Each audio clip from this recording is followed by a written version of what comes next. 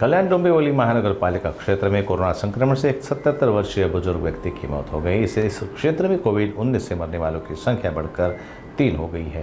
ये दुखद घटना ऐसे समय आई है जब नगर निगम क्षेत्र में कोरोना के कुल मामलों की संख्या 13 तक पहुंच गई है।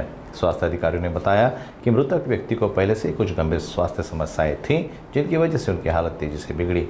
प्रशासन ने उनके संपर्क में आए लोगों की पहचान कर आवश्यक जांच और निगरानी की प्रक्रिया शुरू कर दी है।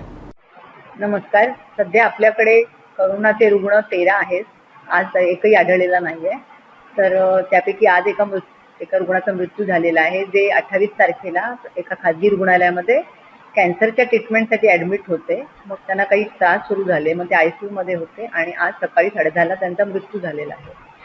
तर त्यामुळे आता आपल्याकडे मृत्यूंची संख्या आता 3 झालेली आहे. तसंच एकूण हॉस्पिटलमध्ये एक आता खाजगी रुग्णालयात ॲडमिट आहे आणि 7 जण डिस्चार्ज झालेले आहेत.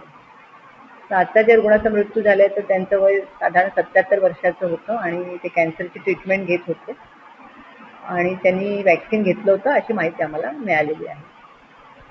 हां, तर सध्या आता खाजगी रुग्णालयामध्ये 1 जण ट्रीटमेंट घेत आहेत आणि गृहविलगीकरण आपण जे म्हणतो होम आयसोलेशन, त्यांची प्रकृती स्थिर आहे, त्यांना काही त्रास नाही असे 2 रुग्ण आहेत आणि डिस्चार्ज झालेले 7 रुग्ण आहेत.